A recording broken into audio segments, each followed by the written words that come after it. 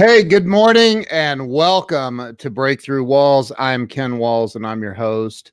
And I have a really good dude on the show today. I want to welcome my new friend, Mr. Jim Phillips, to the show. Jim, welcome to the show. Thank you, Ken. How are you? I'm wonderful, man. I'm doing great today. I told you a little bit about this show that I started this almost 2 years ago, I believe. I get on here and I just interview people to talk about their ups and downs in life and how they've overcome them. I truly think, and you might agree, we get inspiration from hearing other people's stories of being on the battlefield of life and winning, right? So welcome to the show, man. So why don't we start off with you telling everybody, where you were born and raised? Well, born in Buffalo, New York, and only lived there though until I was about 3 years old. And then after that, my family moved down to Richmond, Virginia. And then my dad changed jobs several times, and we've been on the East Coast my whole life. So I lived in Charlotte, North Carolina for a while, lived in Richmond again, lived in Williamsburg, Virginia. And then in 1968, I think it was, moved to Northern Virginia, which is where I live now, about 30 miles outside of Washington, D.C. Been here ever since. Wow. So 68's the year I was born. So. Yeah. Yeah. So living in that area, I mean, that's where all the politicians are, right? So you went to high school and like college and all that over in that area? Well, high school here in Northern Virginia. Then I went to James Madison University, which is in Virginia, but it's in Harrisonburg. And that's okay. About 2.5 hours or so southwest of DC. Gotcha. So what was, when you went to college, what was your major? My degree's in business administration and marketing. Okay. And, a little bit of psychology was mixed in there too. But, even though I got my degree in business, I've always had a very strong interest in human potential and just looking at, quite frankly, why some people are more successful than others, even when they're working under the same set of circumstances. Right. And I mentioned to you, I've been in real estate for about 40 years, well over 40 years now. Yeah. And regardless of the market, there's always opportunities for people. And yet there's some people who do extremely well and some people who in the same market, working for the same company, obviously same interest rates and everything are equal, but why are some that much more successful in terms of numbers of sales and income and that sort of thing than others? So that's been a big focus of mine. And that led into really the whole idea of why are we here to begin with, the more spiritual aspect of life. And then I've been involved in that since I was 24. So that's been 40 years as well. But more specifically, got really deeply involved in that probably 20 years ago. I've written 2 books and share a lot of that information during my work with the real estate business as well. Well, what did you find out? Why are there? Because I agree, and it's a huge interest of mine as well. What's your personal opinion? Why are some people massively successful, and seemingly it seems to me that there's some people who experience massive success and don't work as hard as some people barely scraping by. Yeah. Would you agree? Yeah, and certainly circumstances come into play with that. But then I think too often we allow our circumstances to dictate what we believe we can do. So if you see somebody who finds themselves, or maybe somebody has early success, and as a result of that, their confidence level is extremely high, and then they're more likely to go out and try additional things. Whereas somebody maybe who struggled, they might hold themselves back, thinking that there isn't things they could do when in fact they actually can do them. And I think we just kind of get caught up in our circumstances. And I was thinking about this morning, and not so much thinking I was going to share this, but it was just a thought. And that is that the only thing keeping us from, I want to think of how the words were. The only thing preventing us from living the life that we have a strong desire to live are the thoughts and beliefs about why we can't.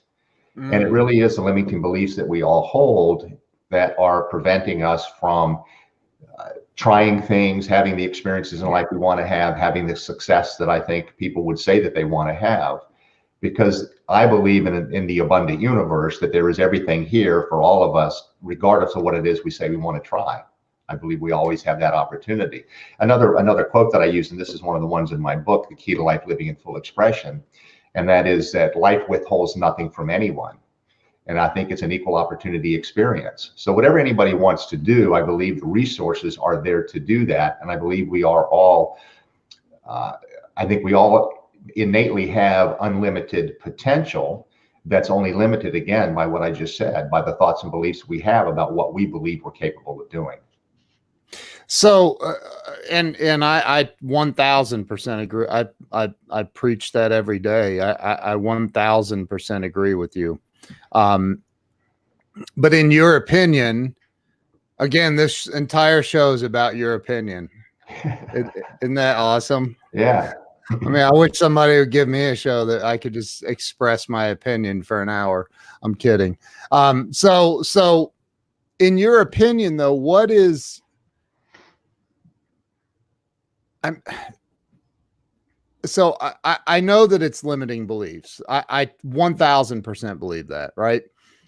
What's the solution? Because if I'm walking around and I've got a limiting, and you know, I've talked about that ceiling, right? We have this glass or this invisible ceiling up here of what our income potential is. And we might go, you know, well, I'm only capable of earning $1,000 a week at the most. And that would be crazy if I ever hit that. Wow.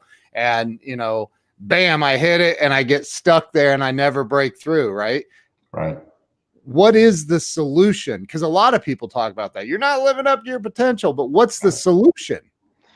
Well, here's an interesting thought. Nobody lives up to their potential because their potential is unlimited. So Yeah. when we hit up against something that would be holding us back, that doesn't mean that's the limit of our potential. That just means that's what we have said is the limit. And It's a matter of questioning it. I think the first thing is acknowledging it. Okay, the only reason I'm not moving further than I have right now is because I have or hold some belief about myself that I can't do more. Or I think the key one is that I'm not worthy of more. And we look at ourselves, and of course, it's easy to blame our parents and our upbringing and people we work with and friends, and maybe we did something at one point in time and people reinforce that in us, and now that becomes our belief of who we are. And so everything we do is measured against that. And we have to first identify it, you know, acknowledge this is what I'm doing to myself. Also acknowledge that the only reason that you keep doing it to yourself is because you are the one holding on to the belief. Nobody else is holding on to it. And the only person that can change it is me, if I'm talking about myself. Right. And so we just have to acknowledge it, realize that all these limiting beliefs we hold are nothing more than an illusion. And that in any moment we're at a point of choice and we can choose to do or be differently from the previous moment. And it is that simple, but we get so, well, here's the other part of that is, it's a lot easier to stay where we are than to do the work necessary to move beyond it. Comfort. Yeah, I call that becoming too comfortable in our discomfort, because there's so many people who are unhappy, dissatisfied with where they are, but then they stay there because they say, well, this is what God intended for my life. These are the cards that I was dealt, therefore I can't do anything about it. So we stay in that discomfort. And so the phrase that I use with that is we become too comfortable in our discomfort to move out of it into our magnificence, which is just on the other side of that. I mean, it literally, we are on the choice or on the point of choice in every moment that could totally and drastically change our life experience. Wow.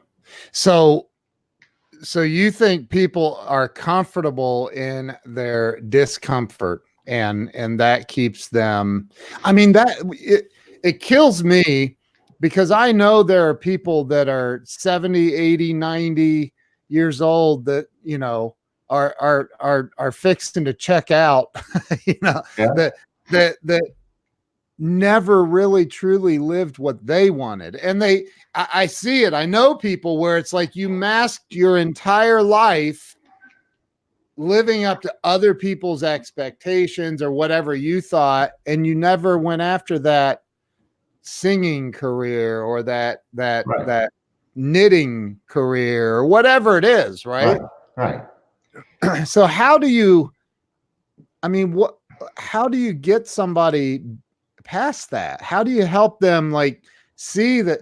Who was it that said, it's an old famous quote of, what if my entire life has been a lie, right? The guy that laid on his deathbed and said that. I forget who it was, but how do you get somebody to move past that? Well, it really is a matter of, I have a program I put together called the 7 Key Strategies for Life Mastery.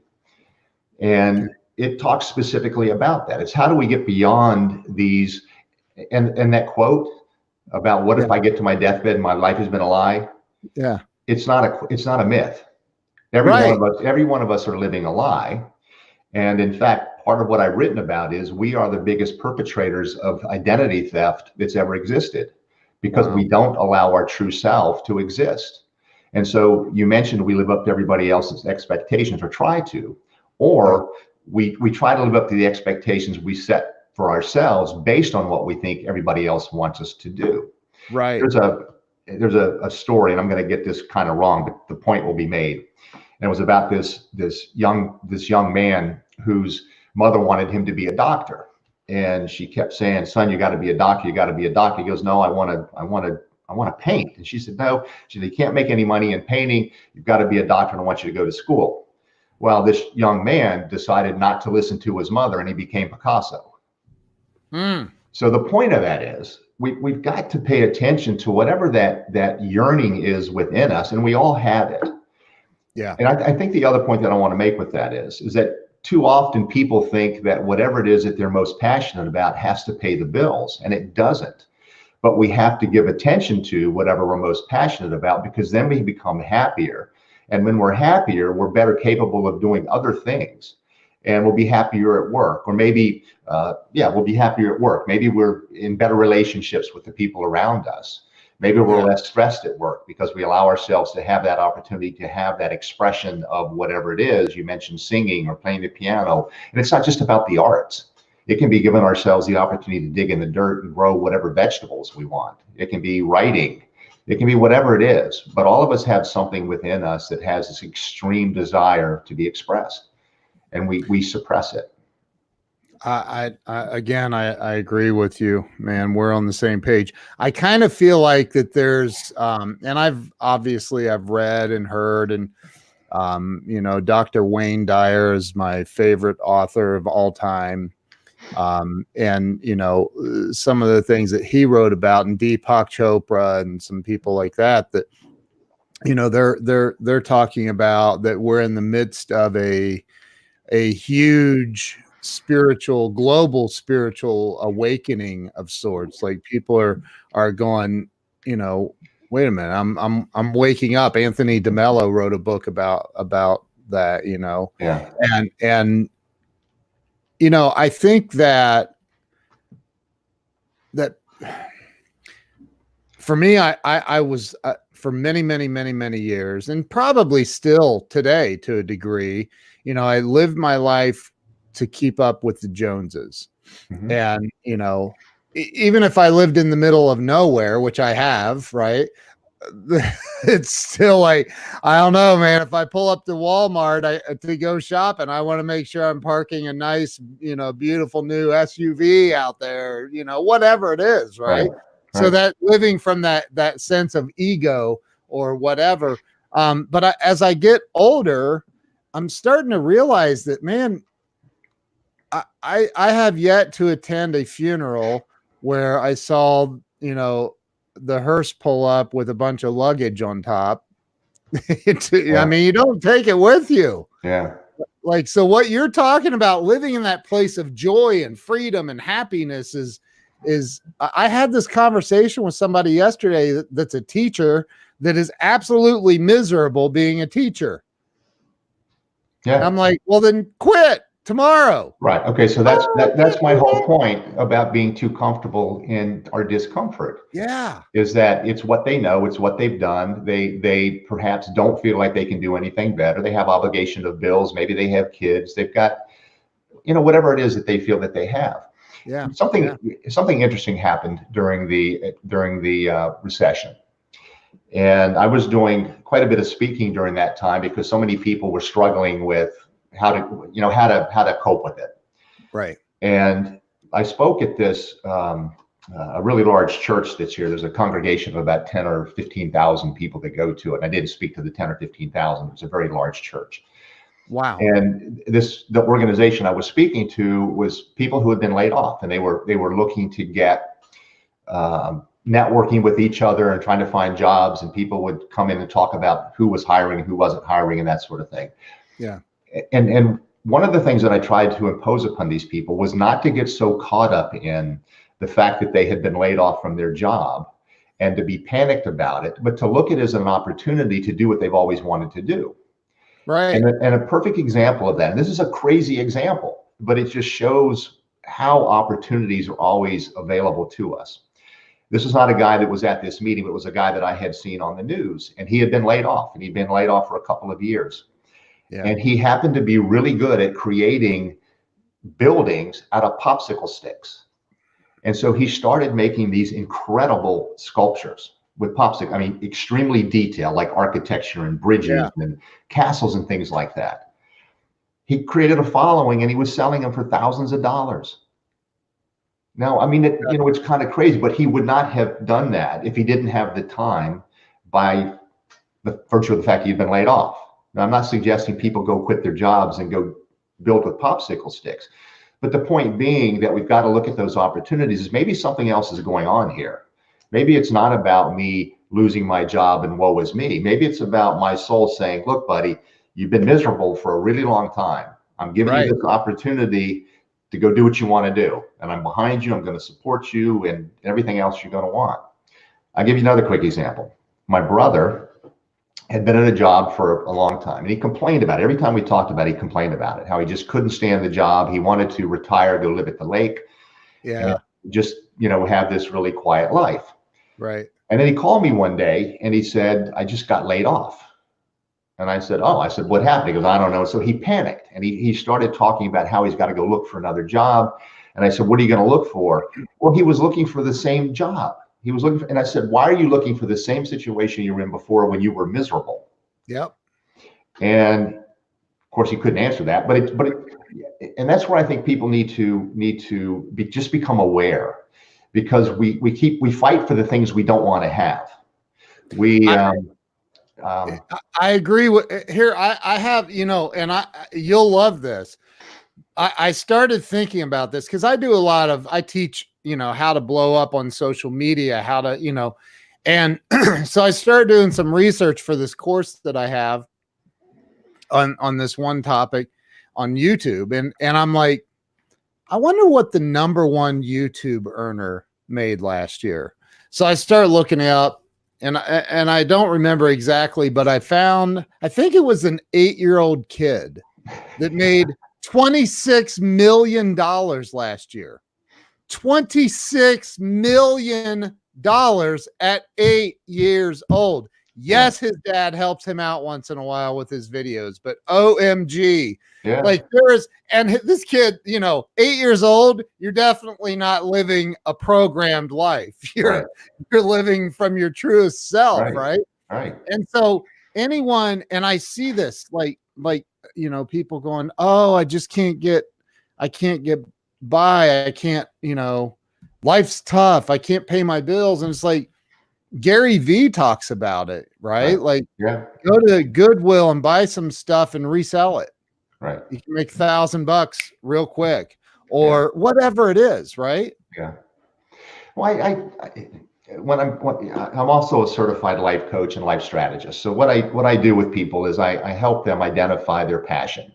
Yeah. And then, of course, when they start talking about that, they'll start saying, well, I can't make any money with that. And I'll get back to what I said a minute ago. Well, who said you have to make money at your passion? Your passion is your passion. It's what makes you feel good.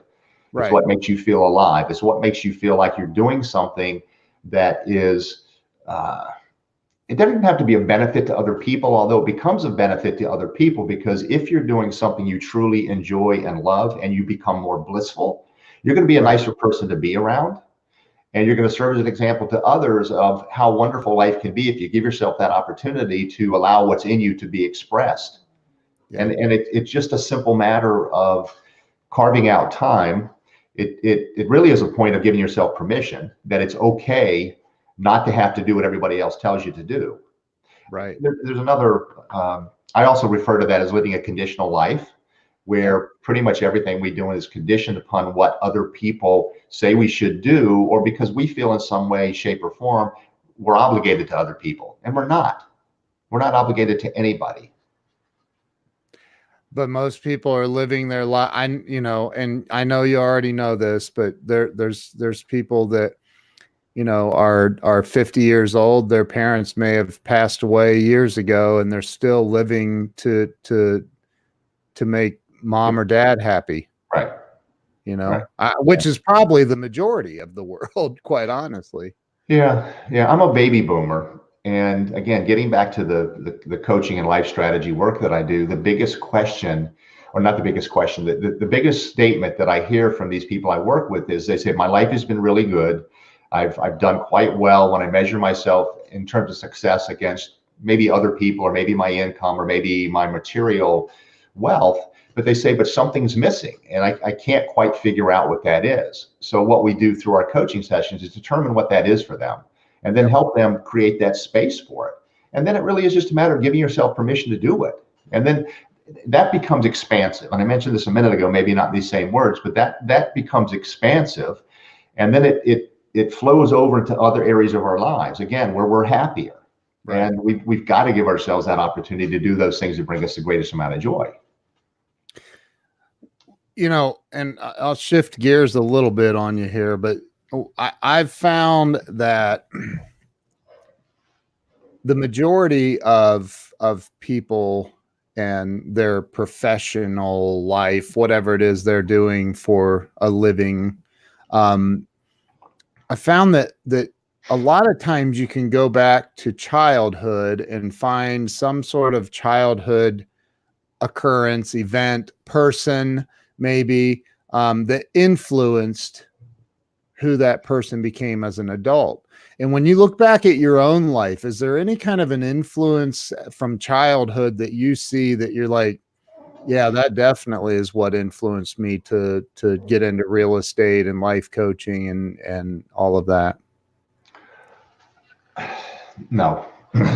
Nothing. There really isn't, because although I'm not going to say that there haven't been influences, but I can't say that there was one person that I could point to and say, okay, that was my mentor. That was the event. It really was more about me becoming more comfortable with me. I have, and of course, I don't know this. All I know is what my own thoughts are, and what my own beliefs are. I don't know what anybody else thinks or believes. But my own thoughts and beliefs were that there was something in me, and this has been for as long as I can remember. There's been something in me that I've needed to allow to get out, which is why I do the work that I do. So that's been a constant with me. Yeah. So my life has always been about, okay, so what is that? What is it that I have this strong need, desire, longing to get out into the world? And it is sharing this information. So I became very much involved when I was 24 years old. I started learning about metaphysics, and Zig Ziglar was one of the people, because whether people want to admit it or not, he speaks about metaphysics and the whole idea of positive thinking. And I know one of your favorite quotes is, if you do enough, can't remember the exact help enough other people get what they want in life, you can have everything you want. Yeah, and so all of that, cover of that book. Yeah. So that's all part of it. It's about the connection that we all have with each other. And then you mentioned Wayne Dyer. Wayne Dyer's book, The Erroneous Zones, was one of the first books I read when I was 24 years old. Wow. And although that was a little more psychological than it was spiritual, because he became way more spiritual as he got up in years. He sure did. But that was just one of the different books that caused me to start looking at, okay, something else is going on here. It's not just everything that we see and everything that we experience. There's something else going on behind the scenes. Then, of course, I read all the classics, Think and Grow Rich, and, you know, stuff by Napoleon Hill and what's the other guys? Dale Carnegie. Well, yeah, I went through Dale Carnegie courses as well. Yeah. I also got certified to teach the 7 Habits of Highly Effective People by Dr. Stephen Covey. Yeah. So I've been involved in human performance, better understanding what we're doing, why we're here, and then diving into it a lot deeper from a spiritual perspective, where you can't say that there's actual proof of it, although science and spirituality are merging quite nicely right now, and science is proving what a lot of people that have been involved in spirituality for a long time have been saying. Yeah. So that's really been it, and I've got a lot of people that I follow now and that I've become friends with that are very much involved in that science of spirituality, and really looking at how and why we do what we do and how things happen the way that they happen. You know, the whole law of attraction thing, and you know, people can say that doesn't work. Well, it does work because your life is a result of that. And it is a really interesting question that I pose to people, and you've probably heard this. It was by Einstein, and Einstein said that how we answer this question is going to determine how our life unfolds. And that is, do you believe the universe is a friendly place or a hostile place? If you believe it's a friendly place, that's going to be more your experience. If you believe it's hostile, you're going to have more struggle because you're going to be looking for it. Yeah. Yeah. I totally agree with that, man. Wow. So I didn't realize we were going to get so deep, but I love it. I love it. So, and you know, I mean, there's a lot of, it seems like there's 10 new books a day, coming out talking about this very topic. I mean, it's nonstop, and you know, I'm friends with Jeffrey Gitomer, and he's probably one of the foremost experts in the world on Napoleon Hill's stuff. Yeah. And Sharon Lecter, and you know, so when you got out of like college, you were what, 21, 22? Yeah. And you've mentioned 24 a couple of times. At the age of 24, was there any kind of an event that occurred at 24 that made you like decide to take a deeper look at the spiritual side of life? Or was it just you woke up one day and went, man, I got to get spiritual now? No, it honestly, it's been something that's been a part of my life for as long as I can remember. I remember when I was 16 years old, and there is a train trestle, which if people don't know what that is, you know, the big bridge that the train goes over. Yeah. Not too far from where I lived. And I remember walking over there and looking at it. And my thought was, if there was a boulder sitting up on top of that train trestle that was teetering, if I stay here, is it going to hit me? Or if I walk under it, is it going to hit me? And that brought up the whole idea to me of predetermination. Is my life predetermined, that I have no say in how it unfolds or what I experience? And just from pondering that at 16, it just got me to question a lot more things. And, you know, the answer to me was, it doesn't matter. It whatever's going to happen is going to happen based on whatever choice I make. So I can't be concerned about those things that I have absolutely no control over. But then that also brings up the question of people, or maybe not so much a question. People will complain about their lives and say that they're not living the life that they want. And yet, if you ask them what they want, they can't tell you. Well, so how are they going to make choices in alignment with what they want if they don't even know what they want, or they can't articulate it in a way that their choices can be made more clear and more in alignment with it? Because here's a formula. And the formula is, okay, we have thoughts, beliefs, choices, actions, and then consequences. So we can control our thoughts and beliefs. Now, our beliefs, a lot of it we come to because of how we're raised and, of course, through our experiences that we have. But I would suggest that people take the time to start questioning your beliefs and find out where they came from, and then question whether or not they're true. And what you're going to find is that most of what you believe is true is probably not true. It's just information that you heard that you can't prove or disprove, but it's just what somebody said. And then find out if it's your truth. is what you're holding on as true, and then making your subsequent decisions against that, then you're going to find that you're really far from the truth. Whatever that is. And I'm not going to sit here and tell people what the truth is. Right. So you've got your thoughts and you've got your beliefs. So your thought, everything begins as a thought. And then once we have a thought, we start having, then we start massaging it and playing with it. And then of course we measure it against the beliefs we already hold. And then we decide whether or not we believe it's possible. And that's where a lot of people get stuck, is they say, well, because this happened last time, well, it's not going to be possible this time. And yet nothing could be further from the truth, because it's a new set of dynamics. From one moment to the next, the dynamics are totally different. So we don't know what the outcome is going to be. So then from our thoughts and beliefs, we're then at a point of choice. We can choose what to do or what not to do. And when we choose not to do something, that's still a choice. So we choose what we're going to do or not do. And then we take action, again, based on the choice that we did. And that's as far as we can go. The consequence is going to be the consequence, based on all those other things leading up to it. But the key is, if you're clear on what you want to do, and you make choices in alignment with that, meaning that it would create a greater likelihood that what you want to experience is going to happen, and you take action based on that, again, more in alignment with creating the greater opportunity for what you want to happen, then there's a greater likelihood it's going to happen. So we can control the consequence to that degree. But if we're just going to throw our hands in the air and say, I'm just going to deal with what life throws at me, well, then that's where people get upset, and they say, well, I can't believe life keeps beating me up like this. Right. Well, life's not beating you up. Life's trying to get your attention. Right. I mean, wow, so many questions came to me at once. Like, first off, do you think that, did you ever come to a conclusion? Like, do you think that life is predetermined? I think the outcome for everyone is the same. I don't believe life is predetermined in terms of how we each experience our lives, because that's where free will comes in. Right. I go on these morning walks.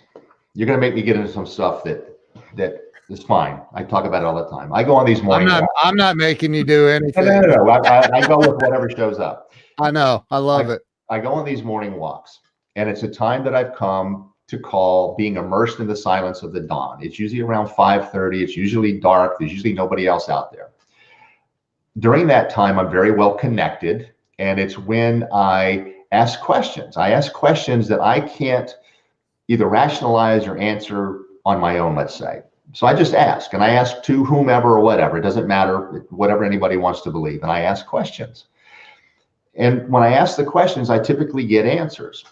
So there was one morning in particular, and this was probably, 2 or 3 years ago, and there was something happening in the world, and it's not unlike what's going on right now, so it's continued, but something devastating was happening, and I go, this is ridiculous. There's got to be more to life than people blowing each other up, and there being starvation, and there being, all these things happening around the planet. I mean, whatever it is. And most of it is humans doing it to other humans. I said, this can't be why we're here, to have this kind of interaction with each other. And the answer that I got immediately was that the key to, not the key to life, that's the name of my book. The purpose of life is the progressive realization of the truth. And when I got that, to me, it was really, really profound. It's like the progressive realization of the truth. Yeah, well, okay, so that's what it is. So I'm here, we're all here to seek the truth, whatever that is.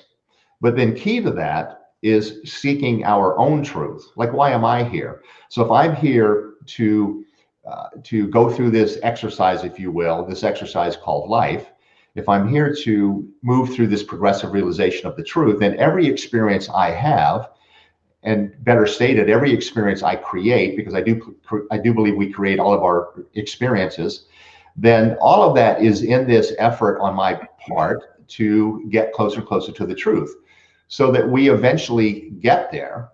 And this is my belief. I don't believe we do it in one lifetime. I believe that we have multiple lifetimes where we come back and we have multiple personalities, being different incarnations as a different person, different places on the planet, wherever, where we have these different experiences, so that we are consistently moving towards the truth.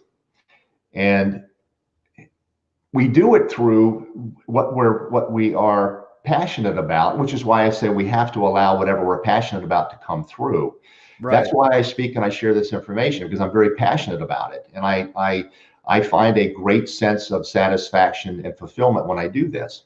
Now, somebody just posted the question, who answered the question? Yeah, I was going to bring it up. Who answered the question? I will tell you that it typically comes in the form of my voice. It's not something that's audible, but it's something that I hear internally, although I have had the audible voice before. That happened when I was 13. But it's an answer that comes to me immediately. There isn't any hesitation with it. I am not going to answer that for anybody else to say who it is. I'm not going to say it's God or whatever. I'm going to let anybody come to whatever conclusion they want. I will just say that it's my higher consciousness, if you will. I do believe that our higher consciousness is an aspect of the divine, which you can call it God, you can call it spirit, you can call it the universe, whatever you want to, but it's from that higher consciousness. And I will also say, that's not just available to me. I'm not telling anybody this so that it sets me apart like I have some special gift. It's just the way it is. But I've gotten to the point where I open myself to receive it and I allow it in and then I act on it. And the more that I've given myself up to that information, the more the information comes to me and the clearer it is, and the more that I've come to trust it. And I know now that it never lets me down. So that's the guidance that I follow as I continue to go through my life along this progressive realization of the truth. I don't know however else to answer that, but that's my answer. Eric Cornelius is a goofball a little bit, but I love him anyway. He's a good dude. He says he'll buy your book if it's an audio book. He can't read. Yeah, actually, it's not on audiobook. Here it is in print, but it's not on audiobook. It's probably got big print and pictures for somebody like him, right? Yeah, it's not difficult to read. Yeah, I'm sure. So and I'm with you on everything you just said. So my question would be, again, getting back to, because this show is literally about helping people get unstuck. And I truly believe that, I don't know the percentage, but I'm going to just throw one out there and say 90% of the world, maybe not. And I might be in that percentage. I don't know. They're stuck. They're stuck in a place that they don't necessarily want to be. They have dreams of playing in the NFL or whatever it is. Like it doesn't matter what it is. Everybody knows their own truth. Right. What keeps them there? Why do they go to their graves with their music still in them? Let's say that somebody is works for a company, but they're and they're making X amount of dollars a year and it's paying their bills and it's more money than they've ever made. But their real dream is to be a musician, and they actually have the potential to be a musician. Right. What would you say to them to help them? Like, dude, go live your dream, man. Go live what would you say to that person? Well, I mean, the first thing is if here's the challenge. The more money we make, the more obligations we create, right? Yes. So that we have to make more money to keep up with the obligations. So the first thing you would have to do is look at, is all this stuff that you're doing necessary? And of course, that's a big challenge for people, because we become identified with all the stuff that we've accumulated. And we don't want to admit to our family, our friends, and everybody else that might see us that we're scaling back, that we're not going to drive the Mercedes, or we're not going to have the big house. And of course, when people see you start to scale back, they think something's wrong. That's why I think that the important part of that is, number one, recognize what it is you're most passionate about and carve out that space or that time to allow it to start to take shape. There's a lot of people who have become musicians. There's a lot of people who've become entertainers and musicians because they've allowed themselves to be in a band on the weekend. And then all Right. of a sudden it developed and somebody heard them or did something. But maybe that's all they really need. Maybe it's not about having that as a career, but it's about having that as just another experience that they can do where it gets them on the stage or gets them playing the drums or guitar or whatever it is that they might be doing. We've got to carve that space. But here's what I can guarantee people, and that is that if you are truly identifying with your passion, that whatever it is within you that has a strong desire to be experienced and expressed through you, once you give it the space to do that, if it's intended, it's going to happen. Yep. You don't have to worry about whether or not it's going to happen. It's going to happen, but you got to get out of the way. And that's the biggest problem that I think most of us have is the thoughts come in. I'm not good enough. I can't do this. I can't do that. I mean, my God, anybody remember Tiny Tim? Anybody think you think that guy was talented? And look what he did with what he had. I mean, that was ridiculous. Yeah. Right? I mean, how many times was he on Johnny Carson? Of course, a lot of people don't know who Johnny Carson is, but No. I mean, it's nuts. How about the guy who did the Pet Rock? I mean, how stupid was that? And the guy made millions of dollars. It's about just allowing whatever it is that's in you, that's this passion to get out, give it the space. And you know, it's about nurturing it, and it's about sharing it with other people. And then I contend that as you allow that to happen, you become happier, you become more peaceful, you become more joyful, more people want to be around you. You never know who you're going to reach. You know, was his question, more money we make more up? Yeah, that's what I said. Yeah, he said that he put your name there. He's quoting you. Yeah. I thought I'd throw it up there. Yeah, it's no, okay. So Weldon's putting on here, it's incredibly hard to carve out that time. Well, what I would ask people to do is to on a daily basis, sit down and write down what you're doing, like every 10, 15, 20 minutes. And I guarantee you're going to find that you're spending way too much time on social media. You're probably watching some silly TV shows that you shouldn't be watching. And there's nothing wrong with that. I'm not saying completely cut it out. But everybody has 24 hours in a day. And for somebody to say, well, somebody else can do that, but not me, it's ridiculous. It's about choices. So where are you choosing to allow your investment of time to be?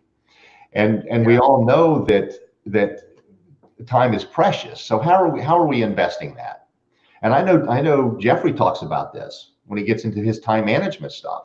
I mean, it really is just about, it's not even time management. It's about self-management. It's about what am I giving myself permission to do within the amount of time that we all have. It's not any different for anybody else. And so it's allocating it towards the things where I think it's going to give me the greatest return based on whatever it is that I'm looking for. Yeah. I love that, man. So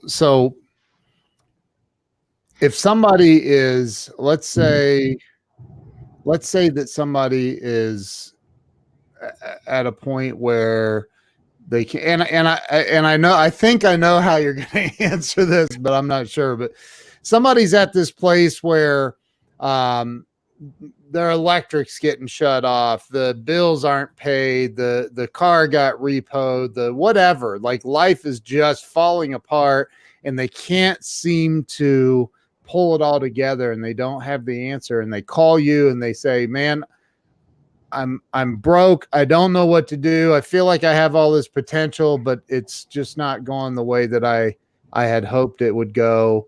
And my electric's being shut off tomorrow. What do you say to that person in that moment? I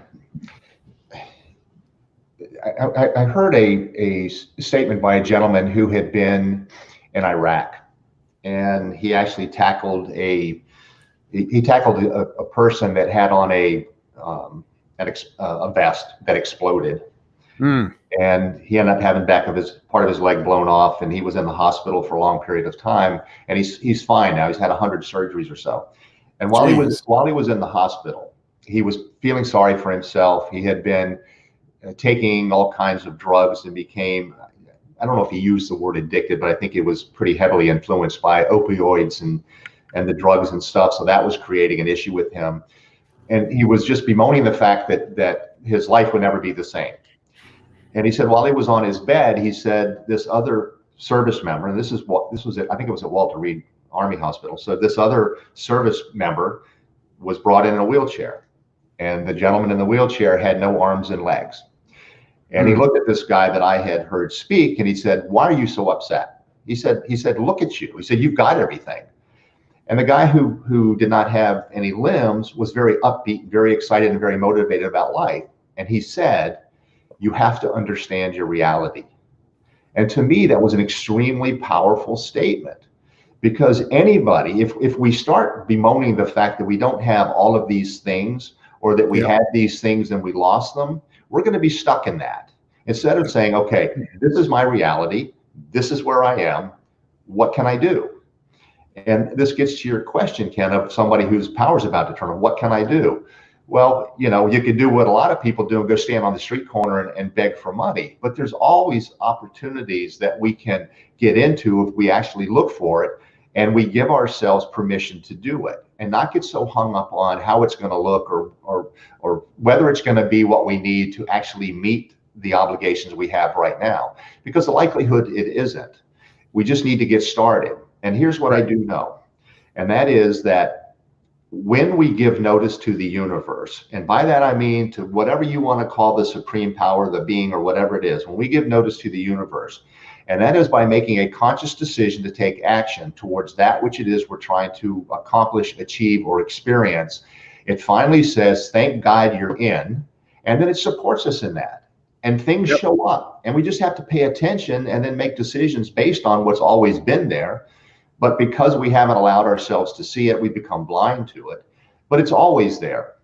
And you know, somebody who is going to have the power turned off, of course, that's a difficult thing for them to say, okay, so I'm just supposed to say, okay, universe, I'm in. No, it's about it's about assessing where you are, what skills you have, what you're capable of doing, what you're most passionate about, and what would meet your immediate needs right now. Right. And it doesn't mean that you know, because you, like my brother, I mentioned my brother got fired from his job and he was going to go try to find the same job, and he was miserable at it. Yeah. So what he did was he started identifying his skills and looking for how he could utilize his skills in a different way. He is living at the lake, by the way, in retirement. So, oh, is he? Yeah, good. So that all worked out. I know you want a more definitive answer to that question. It really would be a matter of me questioning the person in that position to find out what it is that you said that this person said they know they have more potential than that. I would ask them about that. Identify the potential, identify where you feel you have skills that we could tap into. The problem I think most of us get into is we come up with one solution and we say, if it doesn't happen this way, there's no other way it can happen. And that's one out of a limitless number of possibilities. I talk to people all the time who say they want to travel the world, and they say, I'm going to travel the world when I get enough money. And I said, well, don't you think there's people who travel the world who don't have the money? And they said, yeah, but, and I said, it's not, yeah, but. I said, there are people that travel the world because they get engaged in something that allows them to travel. Yeah. Or, I mean, whatever it is, it doesn't matter. But we've got to let go of what we think is the only solution. And if that solution doesn't come to pass, then we can't do what it is we say we want to do. I love that, man. So, so you don't, well, I'm not going to put words in your mouth. I don't think that that God, or whatever you choose to call your higher power, I don't think that there's this puppet master God.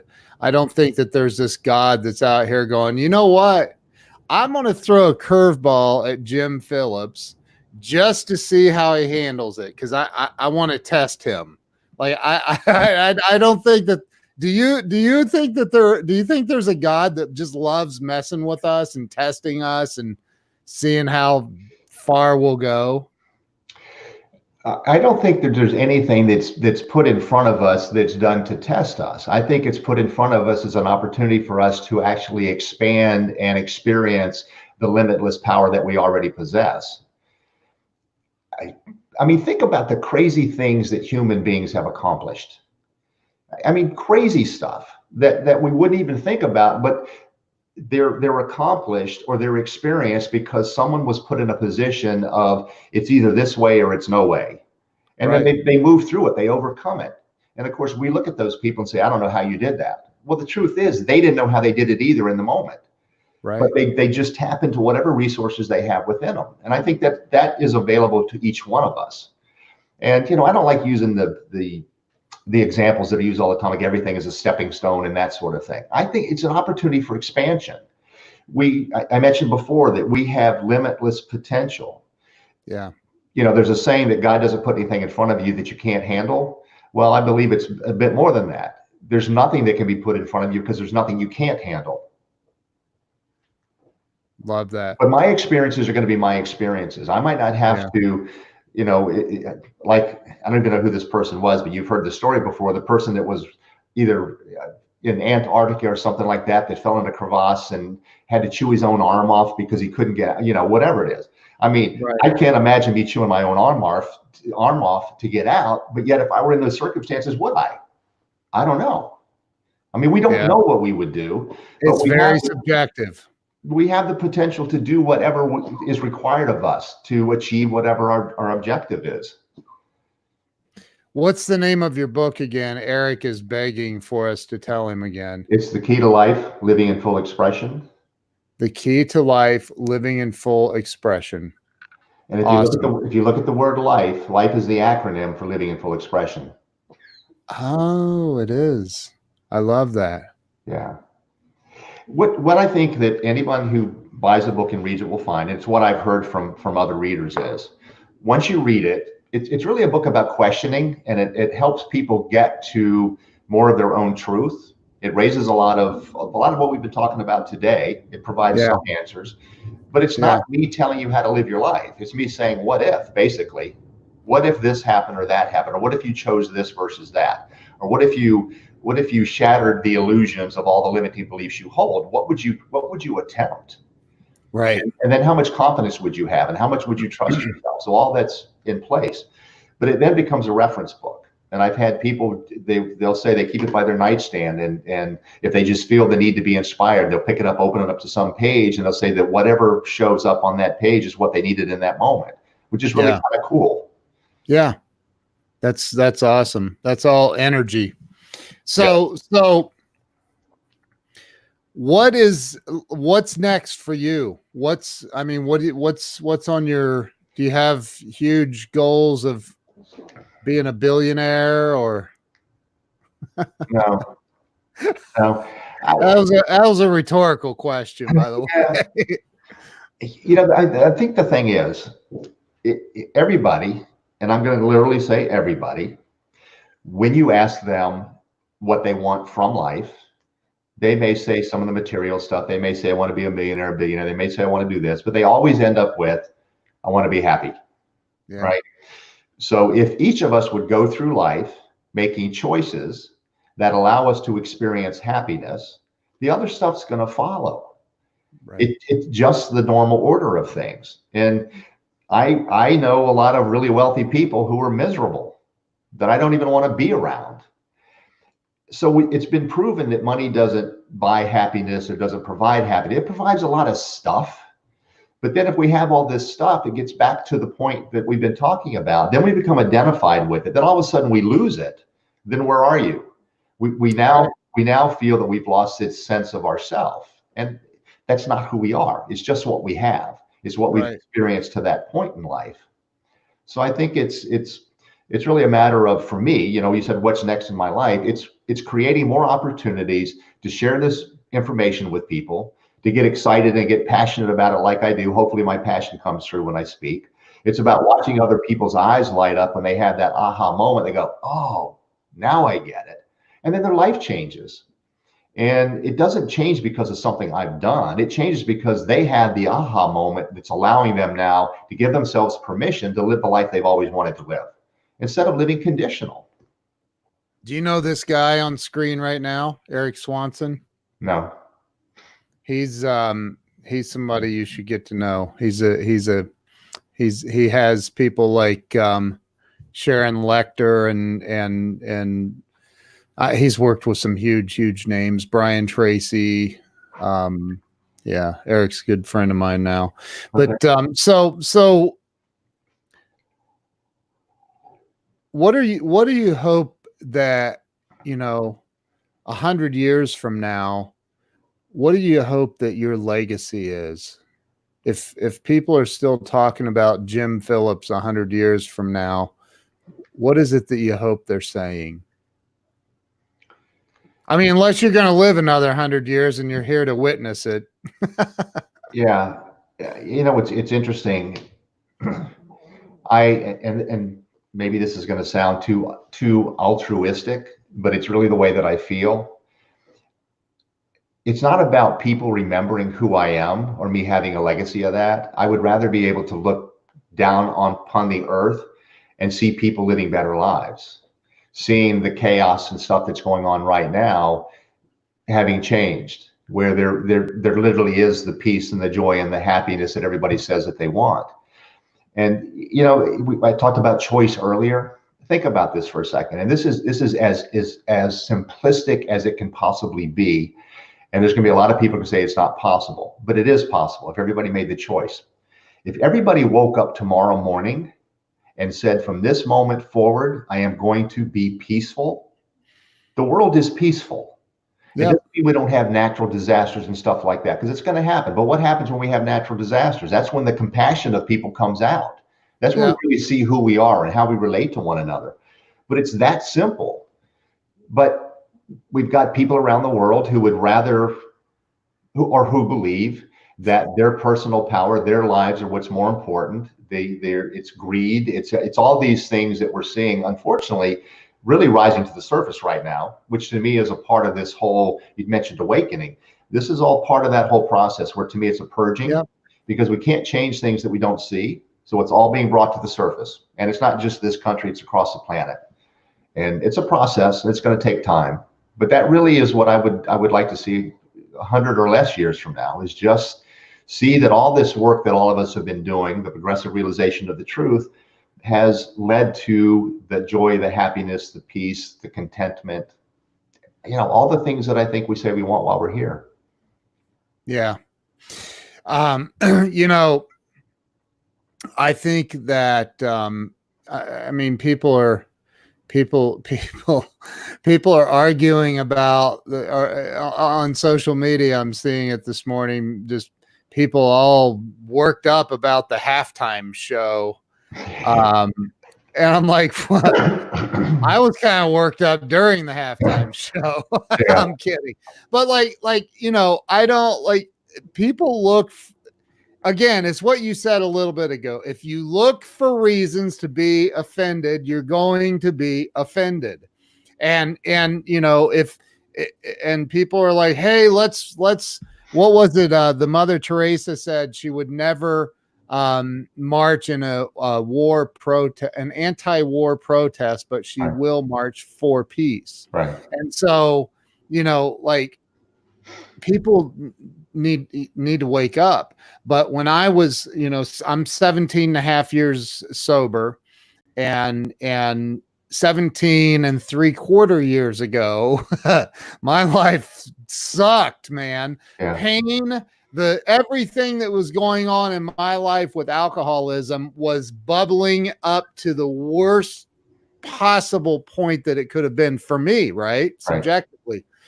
And there came a point where I had to do what you just said about, if everybody woke up tomorrow morning and said, from this point forward, I want nothing but peace.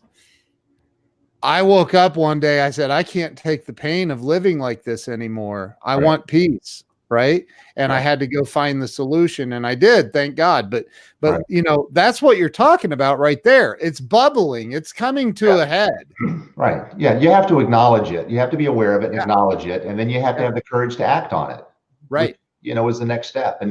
And with things like addiction, it takes a lot, because if there's a chemical, a physical chemical attraction to it or addiction, it becomes even more difficult to do it. It's not just a matter of thinking about it. It's a matter of your body having to be purged of all of it. Yeah. Amen. I agree.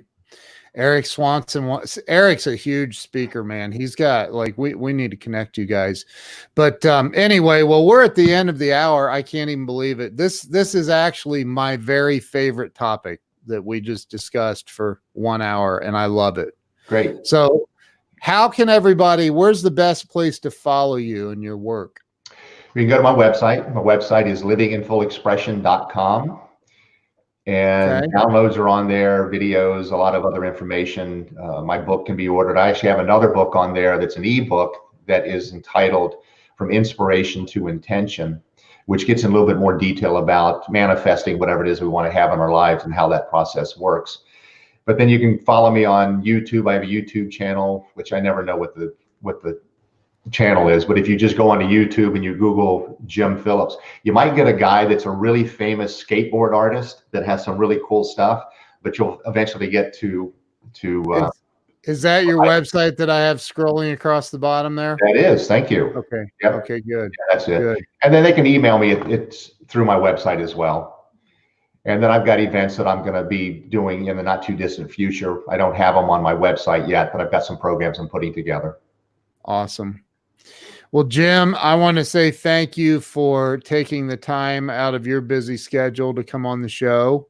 And everybody, make sure you go follow Jim everywhere. There's the website. Go to the website, livinginfullexpression.com, and follow this guy. He's got some really amazing things happening. Eric Swanson, being the good dude that he is, threw it up on the screen too. So yeah, thank you. Thank you so much. I appreciate you coming on, and everybody make sure you go follow him, and thank you to everyone for watching and sharing this out. Jim, don't hang up on me yet. Okay. I'm going to go ahead and end this. All right. All right. We'll see you guys later. Thanks a lot.